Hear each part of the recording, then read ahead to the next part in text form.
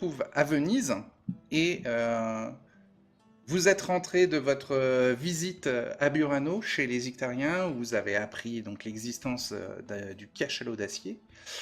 Mais il y a quand même une problématique avant même de monter l'expédition, c'est de préparer les outils qui permettront de désosser cet artefact, ce cachalot d'acier. Euh, les outils, vous les avez pas forcément. Il faudrait des outils déjà adaptés au travail sous-marin. Et pour découper le métal, vous avez deux possibilités.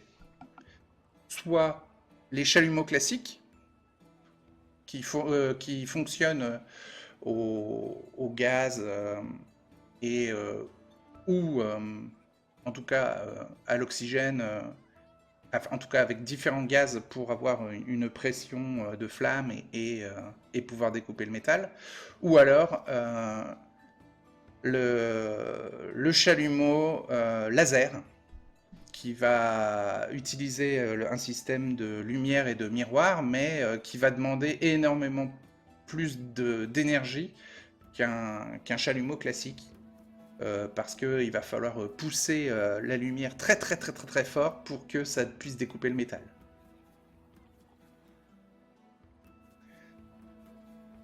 Faudrait voir avec le conseil ce qui est le plus pratique pour la ville. Ouais, alors déjà au Palais des Doges, l'acétylène est très limitée. L'autre possibilité pour remplacer l'acétylène, ça serait de l'oxygène pur. Compresser de l'oxygène pour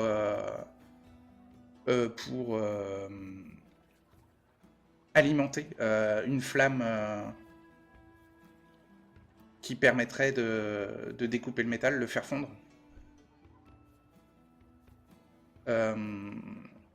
Et sinon, pour la piste des lasers, d'un chalumeau laser, il faudrait une batterie extrêmement puissante ou un générateur extrêmement puissant. Et des composants optiques qui peuvent être fabriqués au Palais des Doges.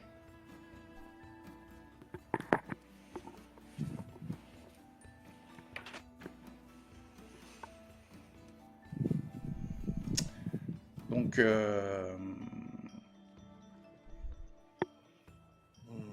Vauban, il va se pencher sur le sujet, sans doute. Hein.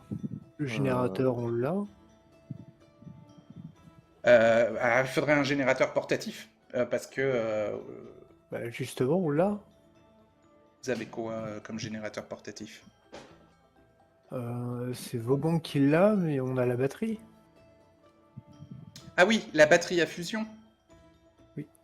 Effectivement. D'ailleurs, Oui. je dis, c'est Vauban qui l'a. Elle est encore marquée dans mon inventaire, mais non, normalement, c'est Vauban qui l'a.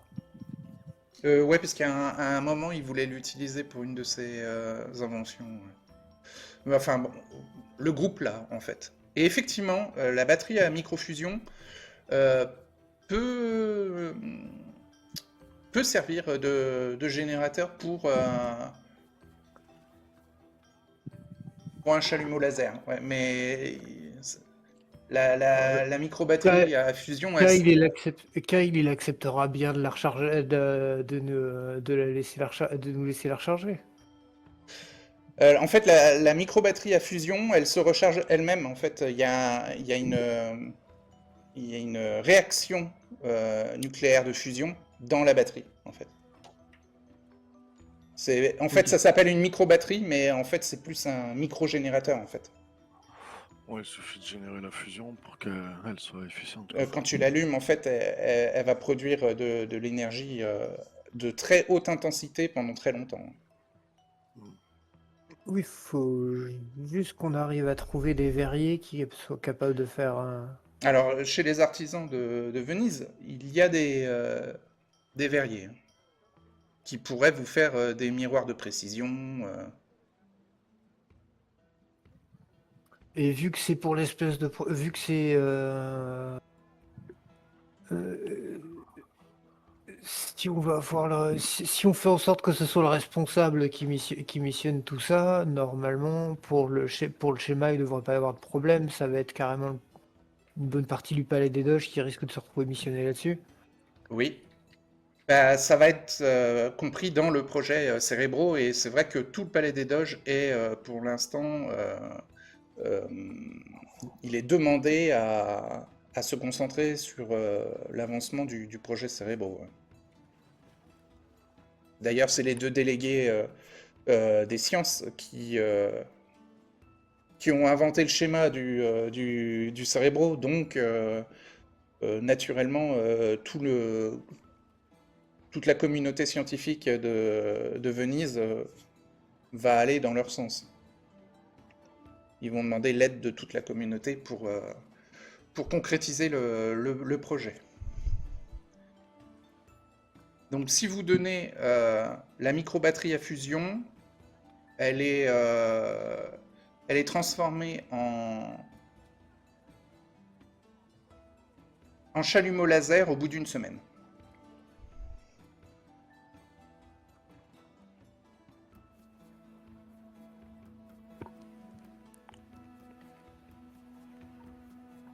Bon, bah, parfait. Voilà. Et est-ce que mon idée de ballon pour déplacer la carcasse à un endroit plus safe intéresse des gens? Oui, tout à fait. Parce que j'ai entendu parler qu'elle était sur le territoire des Goules sauvages et je me dis que prendre le temps de découper une carcasse bien dans un environnement dangereux, c'est pas ouf. Oui, oui, oui. L'idée est même prioritaire, effectivement, d'utiliser des ballons pour euh, libérer le poids du monstre d'acier par la poussée d'Archimède et par les lois de pression sous-marine. Oui. Mais ça, c'est assez rapide à faire et c'est pas trop complexe. Les artisans peuvent le faire aussi dans la même semaine. Alors, ils peuvent produire, on va dire, 10 ballons qui font chacun la taille, on va dire, en envergure d'à peu près deux fois un bateau pneumatique. C'est des sortes de longs boudins d'air, hein, remplis d'air et complètement hermétiques grâce à de la résine d'algues qui est fournie par les Ictariens.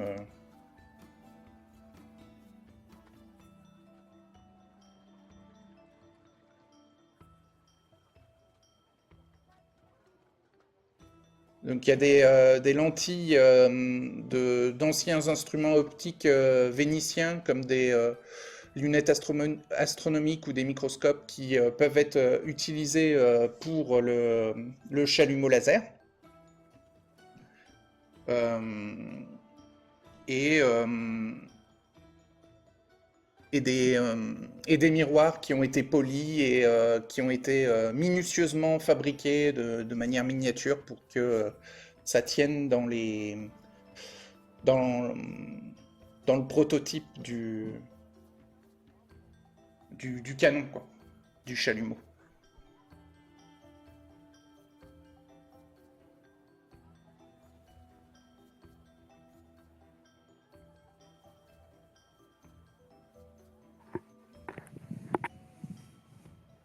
Donc une semaine passe et donc la deuxième semaine, les scientifiques réussissent à mettre au point des chalumeaux classiques à gaz euh, en recyclant des cylindres métalliques de la ville et en utilisant les mêmes algues séchées ou du cuir traité avec de la graisse animale. Ils fabriquent des jointures et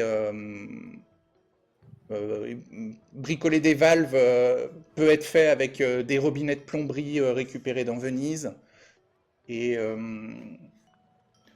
pour créer le système d'étincelles, ils partent de l'idée d'une pile voltaïque à partir de zinc et de cuivre, avec un électrolyte comme l'eau salée qui permet de connecter les deux et par une simple pression créer un système d'étincelles.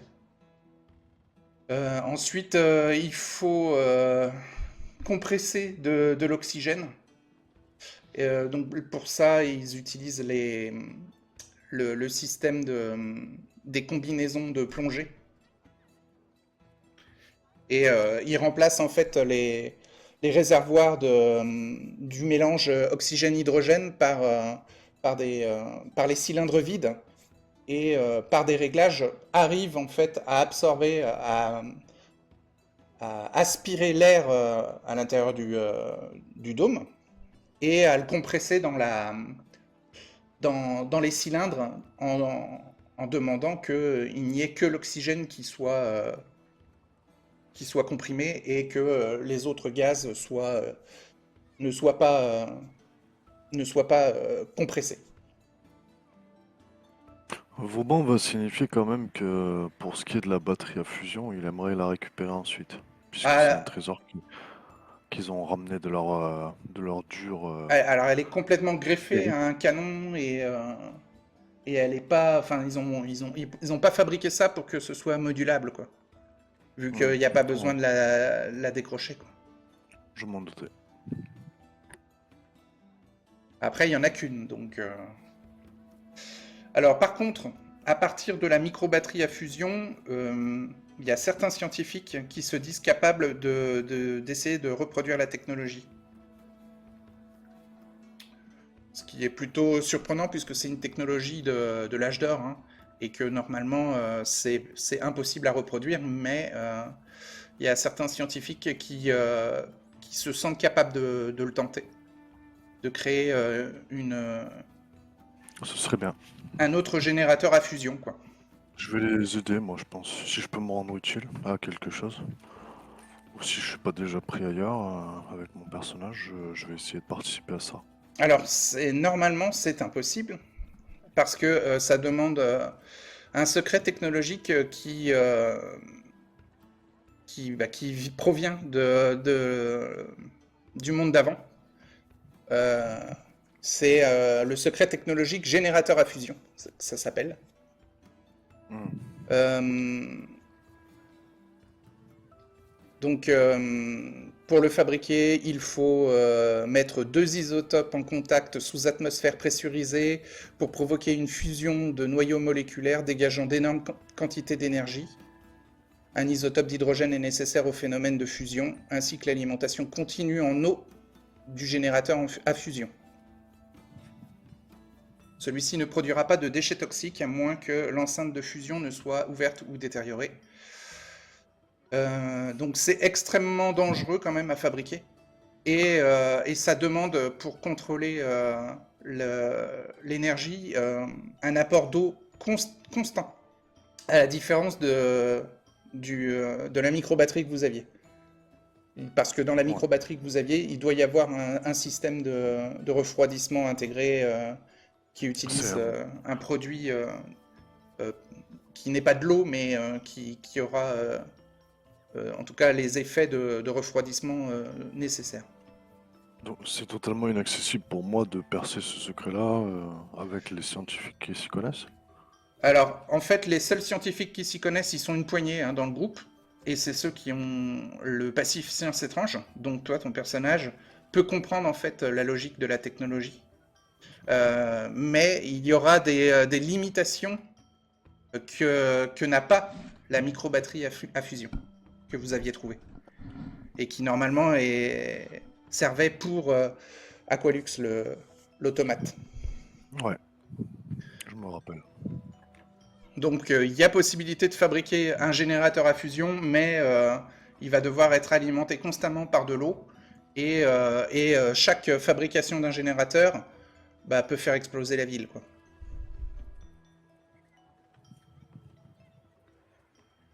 Est-ce que la ville a besoin d'un autre générateur? Bah, avec un système Non. d'alimentation d'eau, ça peut faire des chalumeaux laser supplémentaires.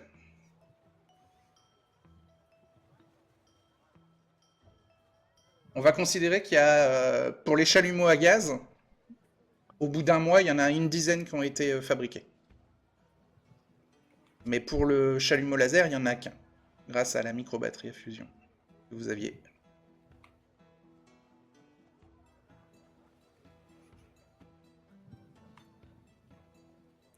Et si Vauban, disons, refuse de donner la batterie nucléaire, Ah bah, il y aura pas de chalumeau laser.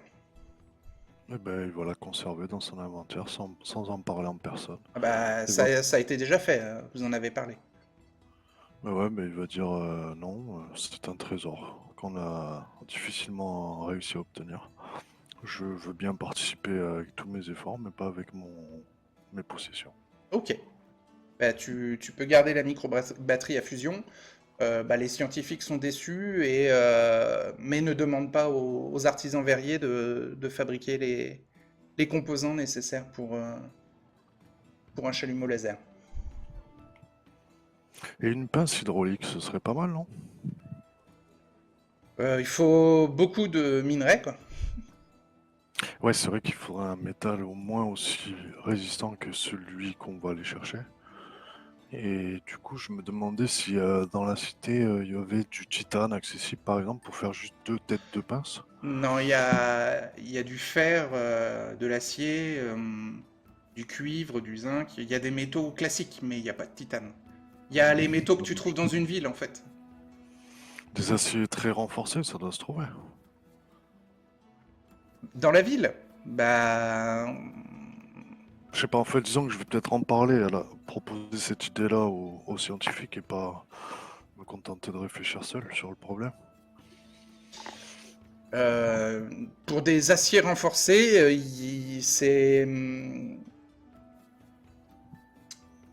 c'est faisable, mais ça va prendre du temps, en fait. Et des ressources. C'est toujours Mhm. le même problème, en fait. Mais en fait, je pensais à ça parce que je m'imaginais s'il y a des vérins extrêmement solides qui sont fixés à l'extérieur du fameux cachalot d'acier, ce serait bien de pouvoir les sortir facilement. Bah, Pour ouais, pouvoir le mieux, c'est de ensuite... les découper. Ouais, bah justement, une pince aussi, ça peut faire Ça sera le boulot. toujours plus long et moins efficace que des chalumeaux. Ah, c'est sûr. Ouais, c'est sûr.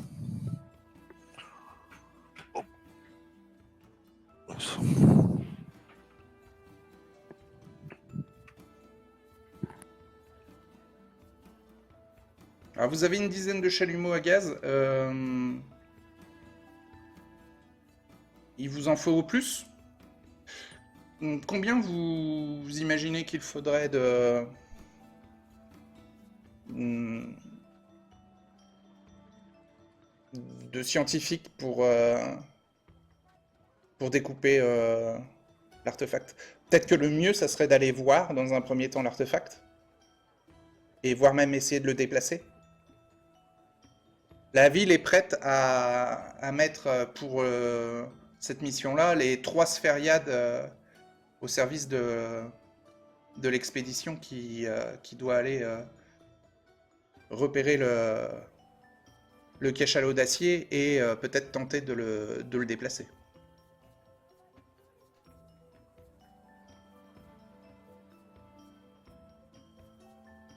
Les Sphériades, elles seraient capables de tracter quelque chose? Ouais, les sphériades ont une poussée équivalente à 5 tonnes chaque. Elles ont des moteurs anti-gravité puissants. Mais je pense que ceux qui se servent de chalumeau devraient être des scientifiques. Donc, Oui, au minimum 9, puisqu'il y en a 10. oui, mais alors les scientifiques, ils ont pas trop l'habitude de faire des sorties en combinaison de plongée.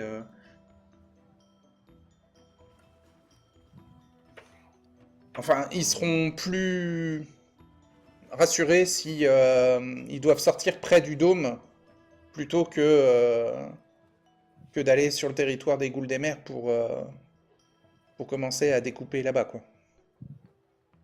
D'où Après, c'est d'où prévu qu'on l'idée soit... de déplacer le cachalot d'acier vers Venise. Et ça les motive plus les scientifiques. Hmm. Oui, c'est vrai. Ben, alors peut-être une première expédition où on ne prendrait que un seul avec nous. Puisque moi, je vais y aller avec Vauban. Enfin, Vauban va s'y rendre, il en est un. Euh, On pourra juger si c'est possible de tout déplacer. Si c'est pas possible, il faudra revenir avec plus, je pense. Avec 3 sphériades, vous pouvez déjà déplacer 15 personnes.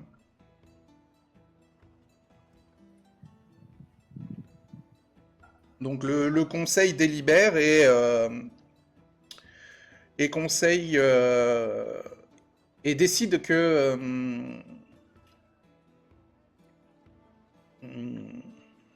9 ménestrels et 6 scientifiques seraient le bon nombre pour l'expédition pour découvrir le cachalot d'acier et tenter de le déplacer.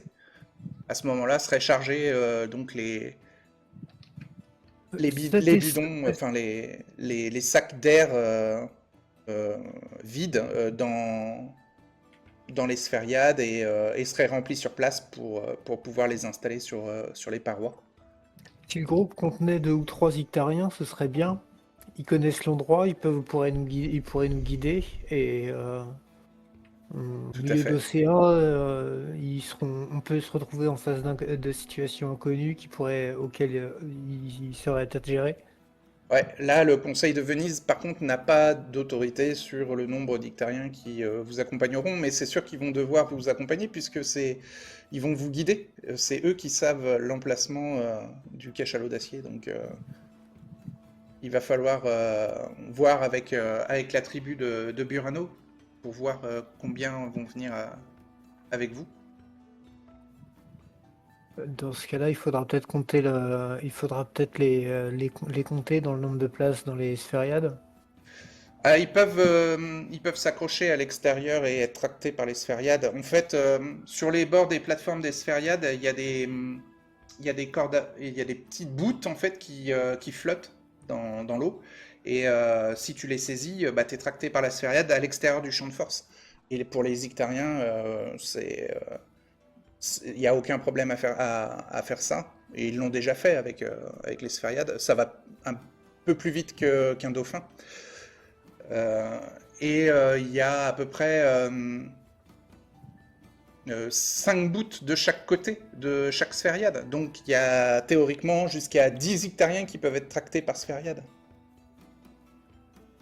Mais bon, le Conseil de Venise ne pense pas qu'il y aura 30 Ictariens qui viendront avec vous là-bas, quoi.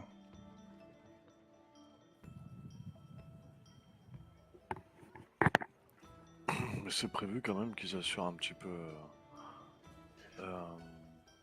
Qu'ils nous assurent la sécurité ou du moins. Ah bah ça a à voir avec eux. Après, si les Ictariens ne veulent pas, si 30 Hectariens ne veulent pas venir avec vous, il est possible d'utiliser donc ces bouts extérieurs de tractation, on va dire, des sphériades pour des plongeurs vénitiens, mais qui ne pourront pas être protégés à l'intérieur du champ de force des sphériades, quoi. Ils ont besoin d'y aller à 50. Hein. Voilà. Le conseil, oui, le conseil ne sait pas exactement combien de personnes il va falloir et la taille de l'engin. Enfin, si c'est un cachalot, ça risque quand même d'être assez volumineux. Mais peut-être déjà y aller à 15 une première fois, accompagné de peut-être d'une dizaine d'Ictariens, pour se faire une idée de combien de personnes il faudra à la deuxième expédition. Faire d'abord une reconnaissance, quoi.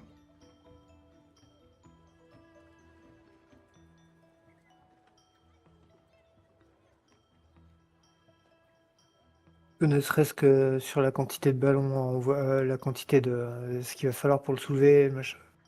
Est-ce qu'il y a est-ce qu'il est bloqué par quelque chose? Il y a pas mal de. Ouais.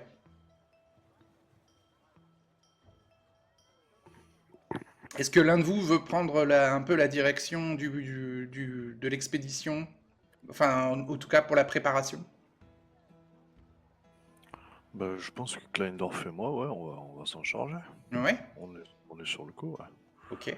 Mais va falloir définir si c'est possible de le bouger, si c'est Mais ça, il impossible. faut aller sur place pour avoir ces Voilà, c'est réponses-là. ça. C'est ce que je veux dire, ouais. Ouais.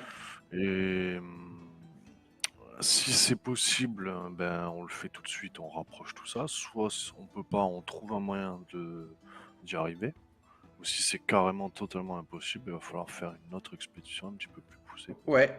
Donc, Tout ça. dans la première expédition, vous préparez quand même les 10 ballons Oui. que vous Bah, pourrez, en fait, on que vous prévoit, pourrez remplir avec les sphériades. Hein. c'est ça, en fait, bah, on charge, on envisage de charger les sphériades, en fait, comme si on partait pour le faire, mais on se doute qu'il y aura, ça risque de pas, et même, est-ce qu'on pourra le faire en une seule fois, hein, déjà voir ce que ça donne. Et on peut se contenter de Il y a voir un que... scientifique qui prend un peu aussi des initiatives, un peu comme vous deux, et qui est un peu chargé par le conseil aussi de superviser l'expédition de reconnaissance. Il s'appelle Maestro Orsini, et lui, c'est lui qui vous a dit, par exemple, que les sphériades étaient capables de tracter environ 5 tonnes, et que si elles sont coordonnées, elles peuvent additionner leur puissance de moteur et tracter jusqu'à 15 tonnes. Quoi. Ça, plus des flotteurs fixés de chaque côté de la structure, ça pourrait le faire. Ça dépend en fait de la taille du cachalot.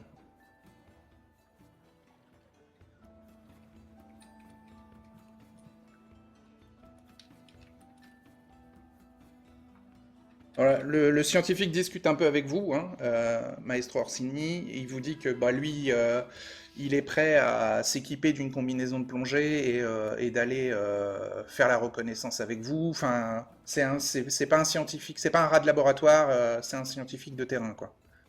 Et même s'il est un peu vieux, il vous dit que voilà, vous pouvez compter sur lui. D'après les informations que vous avez eues auprès des Ictariens, lui, il anticipe le fait qu'il va falloir stabiliser la structure du cachalot, colmater des brèches s'il y en a, voir si c'est déplaçable, si ça va pas s'effondrer, voir l'état en fait un peu général du bestiau. Il va falloir aussi sûrement entrer à l'intérieur pour vérifier qu'il n'y a pas de système résiduel qui serait encore actif. Et ensuite, calculer le volume de métal qui peut être désossé de l'engin, si c'est possible de le déplacer. Il pense même peut-être qu'en commençant le désossement sur place, il y aurait peut-être moyen d'alléger la charge. Comment, oui.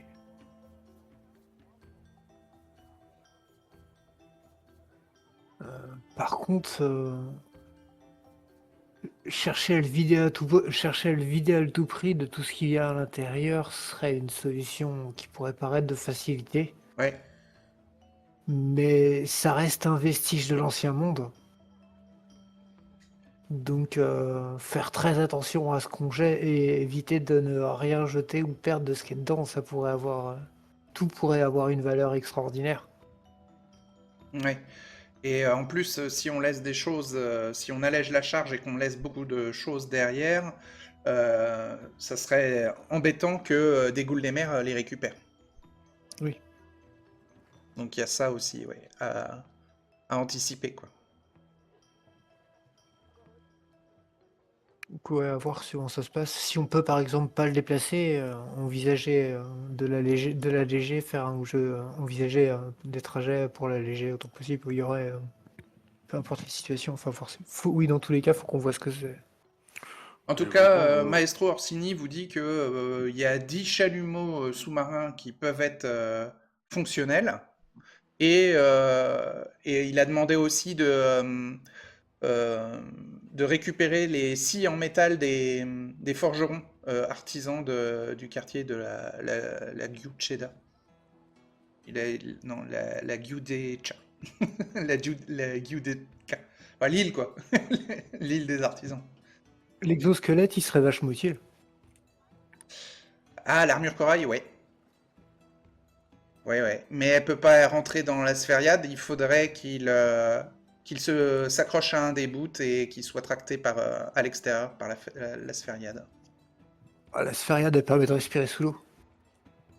Enfin, l'armure, elle permet de respirer sous l'eau, non? Donc il n'y a pas de souci, ouais. C'est juste que c'est tellement volumineux, l'armure corail, qu'elle prendra 2 emplacements. Elle prendra la place de 2 plongeurs extérieurs, quoi, au lieu d'un. Mais il y a autre chose, c'est Vauban pensait aussi à la sécurité des expéditionnaires, du coup. Ouais, ouais. C'est-à-dire que... Pour ça, il y aurait 9 ménestrels, équipés Ah, par des combinaisons de plongée vénitiennes. oh, bah, très bien. Hmm. Ce serait bien que même chacun des membres de l'expédition ait une arme. Ah, mais les ménestrels sont armés. Alors, ils seront pas armés de bâtons de combat, parce que sous l'eau, ça n'a aucune efficacité, mais ils auront des harpons, des tridents, des lances, des couteaux, des armes Non, courtes. je parlais pour les scientifiques, c'est-à-dire nous en l'occurrence, avec Maestro. En maestro, il sait pas se battre, donc déjà, lui et les autres scientifiques, donc vous serez 6 scientifiques, dont vous deux, plus maestro, et les 3 autres scientifiques, ils auront le même profil que Orsini, ils savent pas se battre. Bien, il faut qu'on soit connecté avec un nectarien chacun pour pouvoir sonner l'alerte, parce qu'on va avoir du mal à se communiquer si on fait le tour du cachalot. Bah ça dépendra des Ictariens. Ouais, il va falloir peut-être les briefer un tout petit peu. Bah, de toute manière, avant de partir à l'expédition, vous êtes obligé de passer par Burano, vu que les Ictariens sont les seuls à connaître l'emplacement du cachalot d'acier.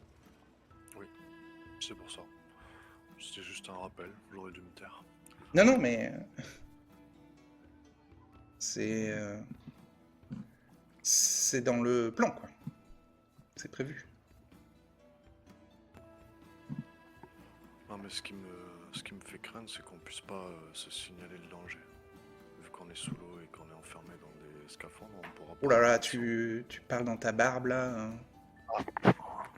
Ah, je disais ce que je crains, c'est que comme on ne pourra pas forcément systématiquement pouvoir communiquer, ce serait bien si on est séparés de vue, qu'on puisse avoir un système de communication entre nous via les sectariens. C'est tout. Ouais, pour plus de sécurité, c'est mieux que les plongeurs soient accompagnés d'un Ictarien chacun, oui. C'est ça. Oui, oui. Alors, dans les ménestrels, vous avez des préférences? Allez, on a... Honorio, c'est un PGM, donc obligé, il vient. D'accord, il est chanceux, hein, juste. Hein. Donc, vous demandez la présence d'Aliona et d'Honorio dans les 9 ménestrels qui vont vous accompagner? Ok. Ouais, et après, on va laisser. Vous laissez Yaros. Ouais, parce qu'on se permet quand même beaucoup pour des gens qui Ah, mais vous êtes sont un dans un peu danger. les initiateurs de l'expédition. C'est vous qui avez contacté les Ictariens. En plus, le conseil sait que Athelred a des facilités à échanger avec le chef de la tribu. Donc on vous donne un peu les commandes de l'expédition.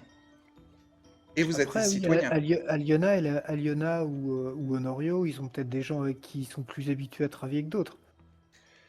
Oui, pour les ménestrels, ça va pas poser de soucis. Yaros, il va vous sélectionner les meilleurs nageurs en tout cas, et, euh, et ils accompagneront Aliona et, et Honorio qui seront un peu leurs chefs de mission.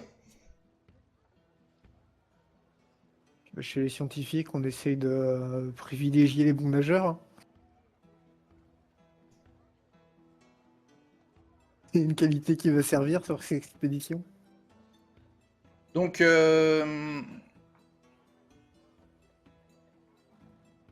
vous êtes prêt à partir Ouais. Non, chez les Ictariens?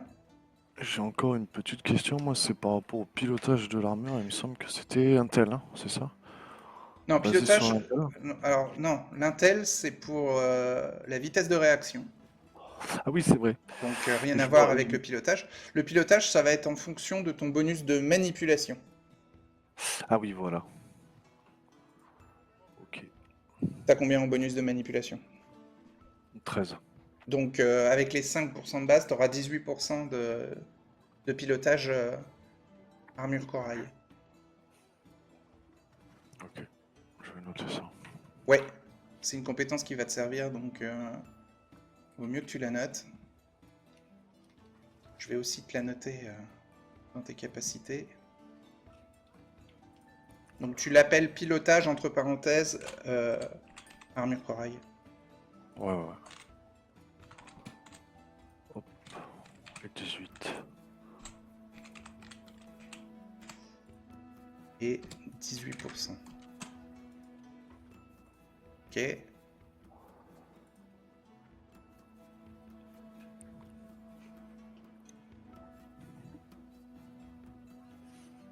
Ouais, je dirais qu'en fait, si j'ai eu le temps, peut-être qu'il a essayé de s'exercer dans les canons. Je pense pas avoir eu l'occasion de le faire. Donc, s'il n'y a pas le temps, c'est pas grave. Dans les 3 dernières années, on va dire que tu t'es un peu entraîné. Donc, au lieu de partir à 5% plus ton bonus, tu vas partir à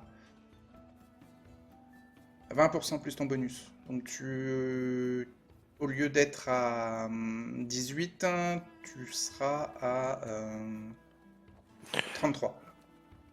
Non, c'est ça? Ouais, c'est ça. Ok. Tu as une chance sur 3 de réussir les manœuvres. Et l'armure corail te donne un passif de plus 10% à ta compétence nager hein, quand tu es dedans.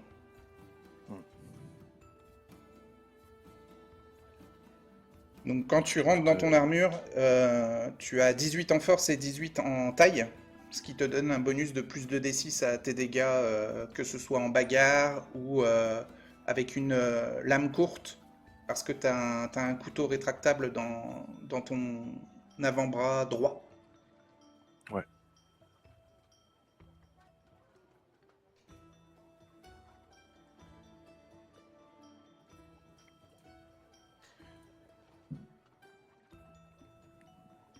Lame courte, je suis pas doué. Hein. J'aurai que le bonus normal. 5% plus ton bonus en attaque et 5% plus ton bonus en parade. Ouais. Ouais. Donc, normalement, en attaque, tu as un bonus de plus 13, puisque c'est le même que pour manipulation. C'est ça. Ouais. Et en parade, il est à combien ton bonus? Ouais, plus 4. Plus 4, ouais. Après, bon, ton armure corail peut encaisser les dégâts. En même temps, vu la situation un peu particulière, si tu sais te servir, genre, si tu as des armes dont tu sais mieux te servir, je sais pas, une lance ou quelque chose du genre, enfin quelque chose qui est Ouais, utilisable de l'eau, rien ne t'empêche de l'utiliser avec ton armure. Hein. oui. Le fusil harpon, le rocket harpon de Klingdorf, par exemple, c'est une arme à distance qui s'utilise comme un lance-feu ou comme un fusil à mousquet, quoi. Ah, si tu utilises sa fonction, mais c'est il y a il y a Ça s'utilise qu'une fois, ouais. ouais, c'est ça. Non, et puis Athelred, il a pas de compétences en armes à distance à deux mains comme la lance-feu ou le mousquet. Lui, il sait C'est vrai. utiliser les armes à distance à une main, avec son arbalète Donc, à répétition et son revolver. ce que je pensais, c'est que vu le côté un peu singulier de l'expédition, euh, si exceptionnellement, je pense que les ménestrels, ils accepteraient qu'on utilise ou qu'on prenne une arme. Ah oui, oui, oui. Si vous, oui, comme vous savez vous battre, vous venez de la surface, oui, on vous autorise à partir en expédition avec une arme, oui, oui, oui, tout à fait. Ou même plusieurs, hein. Si vous voulez, bah, vous pouvez avoir un couteau, une dague, et une lance, ou bah, la lance sous-marine, c'est le harpon, hein, c'est la même chose, ou un trident. Oui, pour moi, ça sert à rien de demander plus. En fait, je vais juste utiliser mon harpon parce qu'on me l'avait pas retiré. Là, C'est une ouais, mais le technologie qu'on harpon m'avait pas retiré. roquette, il a qu'une seule utilisation. Oui, mais ça s'utilise comme, je peux très bien l'utiliser comme un harpon normal. Ah, oui, tu veux te battre. Oui, t'es pas obligé de l'activer. Oui, tout à fait. Oui, c'est ça. Ouais. Et je trouve ça plus drôle d'avoir un harpon un peu technologique plutôt que le harpon qu'un harpon classique. D'accord. Donc oui, oui, on te laisse prendre ton équipement de la surface pour partir dans l'expédition. Aliona, tu veux des armes en particulier ou tu pars juste avec la dague fournie avec les combinaisons de plongée? En plus de là, moi je sais pas manipuler spécialement de harpon en fait, c'est ça le truc. Ah, moi non C'est plus, la hein. compétence lance. Sinon, il faut une arme courte. Vous ne savez pas utiliser d'arme courte? Non plus. Moi, mon niveau, j'ai manipulation pour une épée large, Non, c'est bouclier une et arme bâton de combat, intermédiaire. mais j'ai pas de. Ouais, il faudrait la compétence dague, par exemple. Ou, ou lame courte.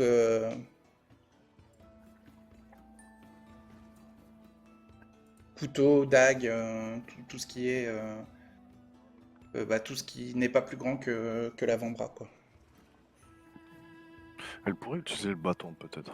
Aliona, non? Bah, c'est une arme à deux mains et sous l'eau, ça. Ah, ouais, Ça Sous l'eau, fera c'est aucun. moins maniable d'avoir une Ouais. arme à deux mains que un harpon en fait ou une lance. Ouais, tu peux pas nager, en fait. Bah, dans les armes à deux mains, il y a les lances ou les tridents, qui sont des armes à deux mains qui sont parfaitement utilisables Ben, un sous l'eau. trident, devrais pouvoir manipuler par rapport à mon bâton de combat peut-être. Ouais. Normalement, c'est lance à deux mains, la compétence du trident. Ah, c'est C'est lance à deux pas mains, bâton à d'accord. deux mains, ouais. Bâton à deux mains, c'est vraiment une classe d'armes un peu à part Ouais. parce que tu sais, tu peux assommer, t'as des techniques en fait pour Le déséquilibrer. trident demanderait moins de mouvement en fait. Hmm. Euh,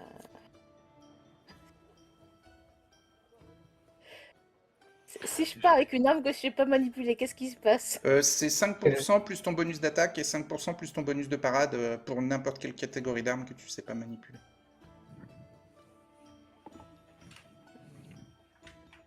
Donc c'est l'occasion de s'améliorer. Ouais, c'est l'occasion de s'améliorer. On va essayer de. Le trident ou l'autre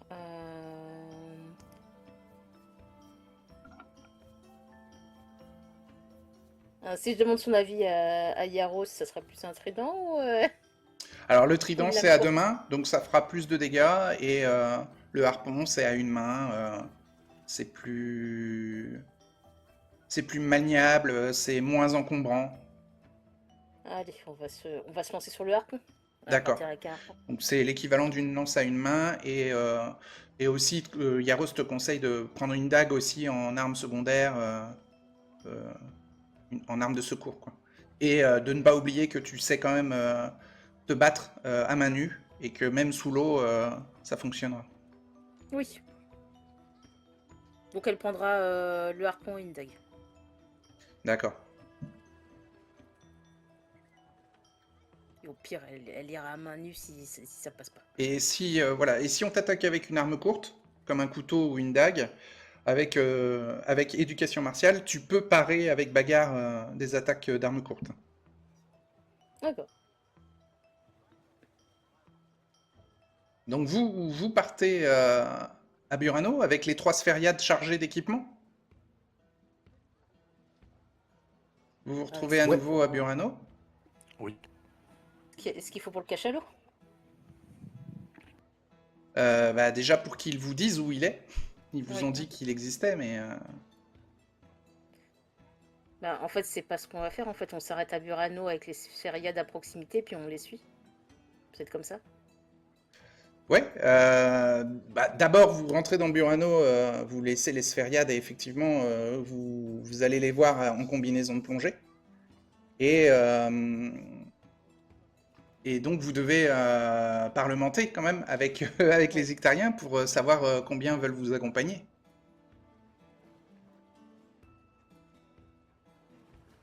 Je me cache à ce moment-là. Alors Orsini, il reste dans la Sphériade. Hein, Ah bah je vais rester discuter avec Orsini en fait. Ok. Donc lui, il est là parce que il trouvait l'idée de démonter les cloches de la ville, voilà, absolument détestable, choquant. Bah, je suis complètement d'accord avec lui. Ah ouais, ouais. Ah bah alors vous parlez un peu du grand horloger alors, hein, parce que il aime bien la philosophie du grand horloger. Ah bah parfait. Et voilà, ouais, ouais. Et bon voilà, les symboles de la ville, faut pas y toucher. C'est un traditionnaliste, Orsini. Bah, Vauban va se dévouer pour aller parlementaire avec Ouais. les Ictariens de Burano, fier de son armure, etc. Ah oui, tu y es allé avec ton armure corail, donc tu es à l'extérieur toi déjà et accroché à une des cordes qui pend sur les bords de la plateforme. D'accord. Mm. Ah oui, je vous montre à quoi ressemble une sphériade, hein, et normalement vous devriez voir les bouts sur les côtés. Mais c'est pas sûr, hein, puisque c'est en noir et blanc. En couleur, on les voit beaucoup mieux, mais bon. Je vous montre à quoi ça ressemble. Ah bah si, on les voit, les bouts, sur les côtés. Je vous les ping, là. Ouais, super. Il est cool le dessin. Merci. Donc là, à l'arrière, vous pouvez voir une espèce de tube qui traverse les machineries arrière. Alors ce tube n'est pas un réacteur ou un lance-missile. C'est une écoutille qui permet en fait aux passagers qui sont à l'intérieur, en s'équipant de tenues de plongée, de passer à l'extérieur de la sphériade. D'où l'illustration du plongeur. D'ailleurs, qui essaie d'agripper un des câbles, un des bouts dont je vous parlais. Ce qui explique que l'armure corail rentre pas. Et voilà, entre autres, oui. Voilà. Après, quand c'est à l'air libre, quand les sphériades sont, vous savez, au niveau des plateformes, avant de passer le sas et de passer en mode sous-marin, le champ de force est désactivé et les plateformes sont à l'air libre, quoi. Donc à ce moment-là, une armure corail pourrait rentrer, mais effectivement, avec 18 en taille, elle toucherait le plafond du champ de force. C'est surtout qu'en fait, une fois à l'intérieur, une fois sous l'eau, il sort plus. Et en plus, Voilà, c'est ça, il sort exactement, il sort pas. Ouais. Oui, ça veut dire que s'il referme la sphère, l'eau s'évacue par un dispositif qui est prévu. Non, mais en fait, le champ de force de la sphériade est désactivé quand vous êtes dans le dôme de Venise. Qu'on est à Mais l'air libre. dès que vous rentrez dans le sas pour sortir du dôme de Venise, Ouais. là, le champ de force est activé et vous ne prenez pas l'eau, quoi. Enfin, le sas se remplit d'eau et vous êtes sous l'eau, quoi. Mais avec le champ de force, vous êtes dans une zone sèche, puisque le champ de force bloque l'eau, quoi. D'ailleurs, j'imaginais que c'est la même technologie que le dôme de Venise lui-même, ce qui veut dire que le champ de force des sphériades fournit de l'air et de l'eau potable aux passagers à l'intérieur, en absorbant l'eau de mer extérieure. Et en fait, c'est envoyé dans les machineries à l'arrière.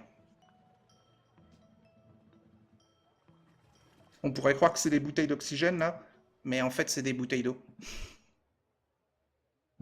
C'est des cylindres. D'ailleurs, ces bouteilles d'eau-là peuvent servir à refroidir les équipements qui surchauffent au niveau des alimentations, des choses comme ça, quoi. ou à hydrater les passagers, bien sûr. Bref. Euh, donc, Athelred va demander audience à Glady, le chef de la tribu. Il y va tout seul. Il peut y aller accompagné de 2 ou 3 ménestrels. Oui, et de comment? Et de Maestro aussi, s'il est d'accord. Non, non, lui, il reste dans la Ah oui. syriade, lui. Ouais. Ah, ok, ok. Hmm. Ben non. Il discute avec Ouais. Kleindorf.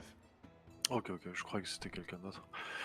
J'avais mal entendu. C'est Maestro Orsini qui s'appelle le scientifique. Ah, c'est pour ça, ouais, Orsini. Hmm. Je vais aller parler, du coup, les saluer. Hein. Ouais, bah, on peut considérer qu'Honorio et Aliona vous accompagnez à Telred Oui. en tant que représentant de Venise. Donc vous êtes Ils m'ont reçus. déjà vu. Donc, Ouais, vous êtes reçus dans le hall qui sert de cour au chef, dans l'un des bâtiments les plus grands du village. Qui d'extérieur est complètement inondé et recouvert de coquillages et d'algues. Glady vous reçoit et donc il vous salue, il vous demande si ces 3 sphériades qui sont arrivées, c'est pour aller jusqu'au cachalot d'acier. Oui, c'est le cas. Nous avons prévu une expédition de reconnaissance afin d'essayer de déplacer aussi, si l'on le peut, de déplacer le cachalot d'acier. D'accord. On veut essayer de prendre la mesure de la tâche qui nous attend. Vous avez donc préparé un équipement de Venise pour tenter de déplacer le cachalot d'acier. Donc. Tout à fait. Et Ok. on compte sur vous, sur votre guidance Mhm. et sur votre protection. Ok. Bah, comme je vous l'avais dit, c'est sur le territoire des Goules des Mers, donc ça peut être dangereux. Et donc, vous discutez un peu des possibilités.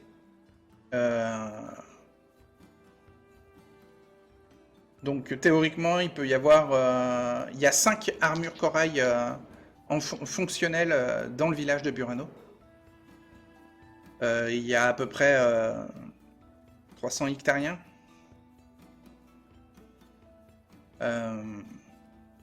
Tu veux négocier combien de personnes à Telred? Ben en fait, je pense qu'il va dire tous ceux qui se sentent assez courageux pour participer à cette tâche, en fait, puisque Alors, ça... Glady dit que toute la tribu est assez courageuse pour participer à cette tâche, mais il y a quand même une question de sécurité au village et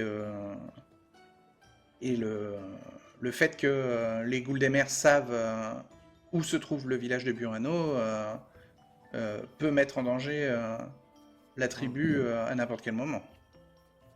Ah ben non, je vais leur dire de toute façon, la sécurité de Burano est primordiale. Hein. Donc, On doit en aucun cas la mettre en danger, la cité. donc combien il faudrait de dictariens et quelle force de frappe il vous faudrait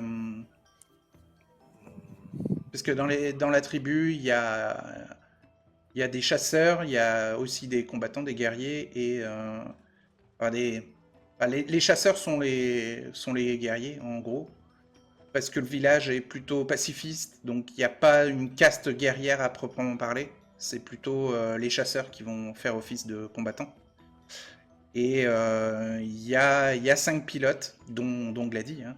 Il y a 5 pilotes pour les 5 armures corail qui sont expérimentés, enfin qui se sont entraînés très sérieusement et qui utilisent leur armure corail de façon très efficace. Je vais leur dire que quand même, ce serait bien de garder au moins deux armures corail ici. Donc tu demanderais 3 des 5 armures corail pour vous accompagner et combien d'Ictariens en plus des 3 pilotes? Je pense qu'une dizaine ou une quinzaine, ce serait bien. Une quinzaine, disons.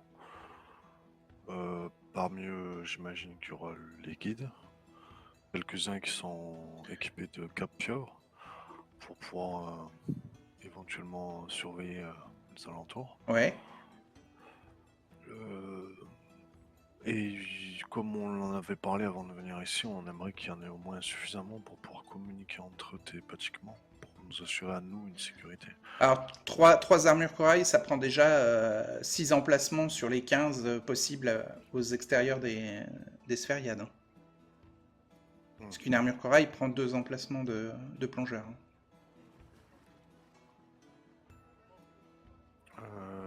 Ouais. Eh ben, Donc, demander 15 hectariens au niveau de ouais, la c'est logistique, il n'y aura pas assez de... Il n'y aura pas assez de place à l'extérieur des sphériades pour tracter tout ce petit monde. Hein.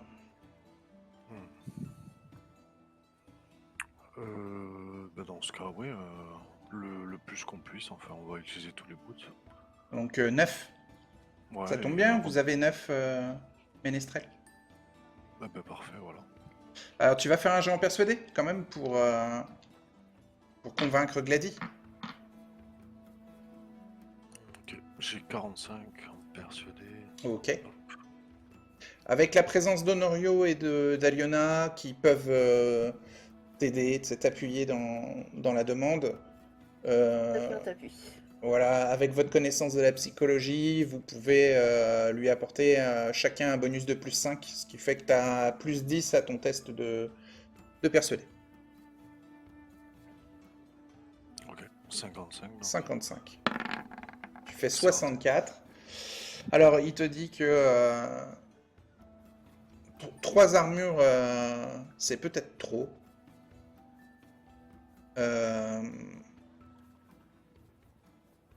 Et 9 hectariens,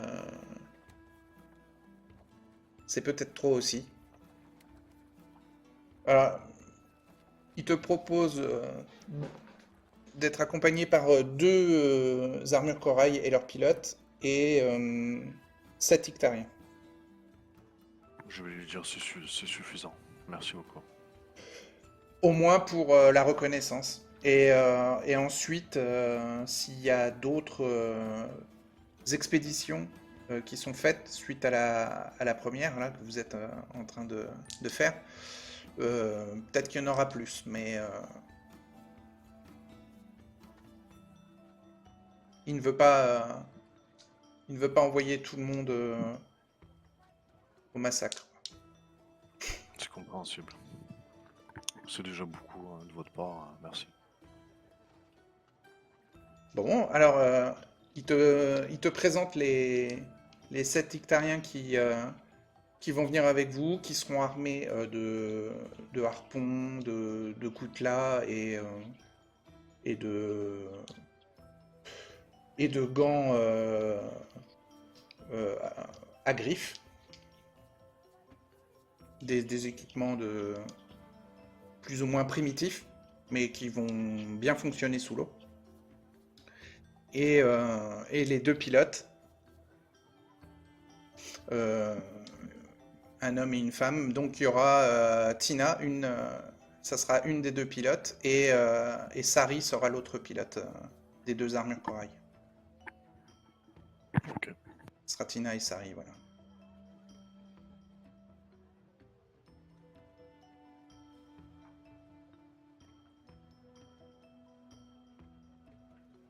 Donc ils vous disent télépathiquement qu'ils sont prêts à vous protéger et à défendre aussi leurs frères et sœurs hectariens, surtout s'il y a une attaque de goules des mers. Donc ils vont dans leurs armures et déplacent leurs armures corail jusqu'aux sphériades. Et les 7 hectariens qui vous accompagnent sont des chasseurs ou des chasseuses. Avec des équipements de type harpon. Ils ont des carquois à harpon et ils ont des coutelas accrochés à des ceintures, soit aux jambes, soit à la taille.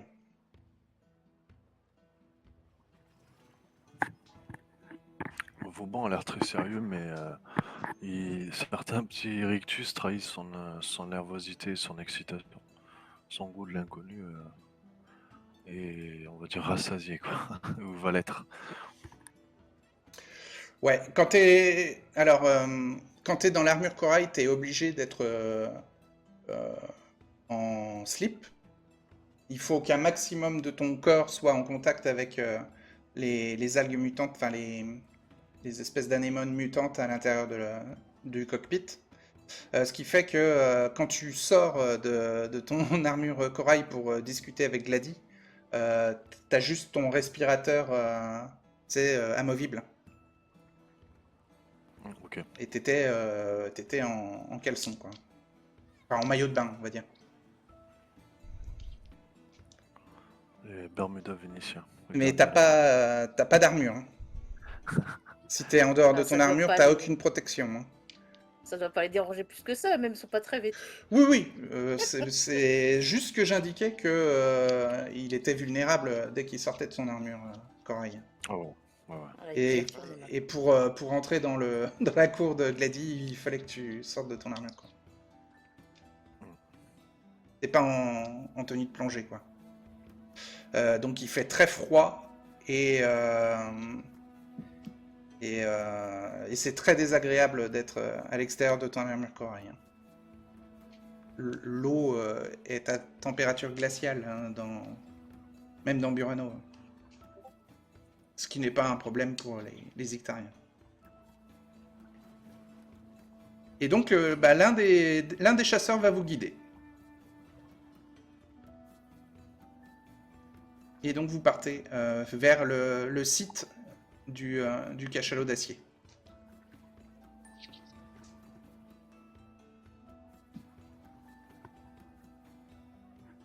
Vous mettez à peu près 1 heure à atteindre l'endroit. Vous devez passer des zones de canyons sous-marins et d'ailleurs sur la route vous pouvez voir qu'il y a des phénomènes sous-marins avec il y a des courants vortex, des tourbillons sous-marins qui peuvent faire décrocher les plongeurs à l'extérieur des sphériades. Bon, pour les armures corail, il n'y a aucun problème, puisque avec 18 en force, vous ne lâchez pas le boot. Mais pour les chasseurs, je vais lancer un des 10. Sur un 10, il y a un des chasseurs qui a été emporté. Non, c'est bon. Les 7 chasseurs ont tenu les courants de vortex. Ce qui a un peu secoué pour les passagers des sphériades, ça a un peu secoué à l'intérieur, mais sans danger, quoi. Juste, vous voyez les équipements qui clignotent et qui indiquent qu'il y a des perturbations de courant d'eau, quoi. Vous voyez aussi une zone comme un brouillard noir. Et en fait, vous devez traverser une marée noire sous-marine. Vous la contournez, on va dire que vous la contournez. Et les Itariens vous disent que c'est toxique de traverser ça, quoi. Ça prend un peu de temps, mais vous pouvez contourner la marée noire suspendue toxique. Par contre, si vous devez ramener le cachalot d'acier, ce sera peut-être pas évitable, la marée noire toxique.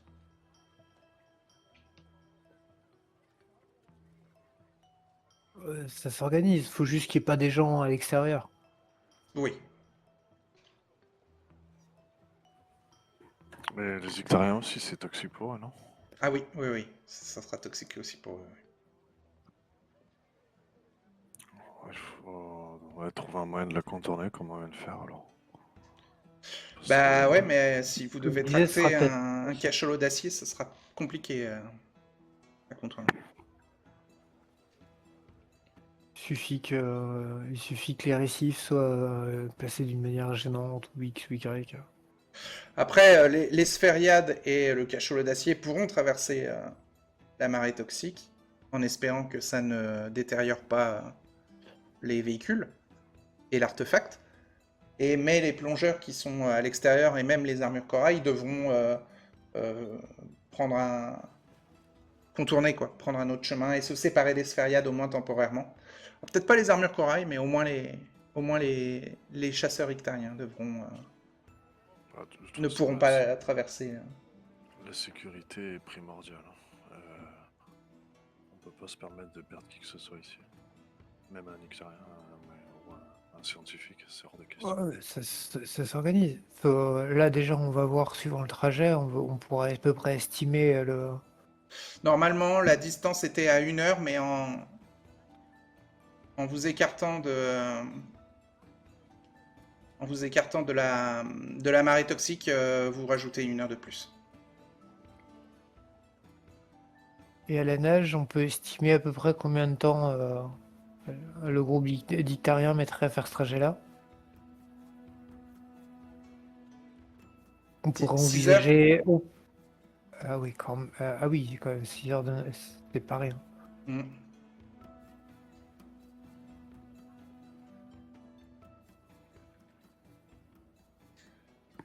C'est pas un problème pour les Ictariens, mais sur territoire des Goules des Mers, ça peut l'être, quoi. Ouais, sûr. En tout cas, au bout de 2 heures, les 3 sphériades atteignent le site du cachalot d'acier.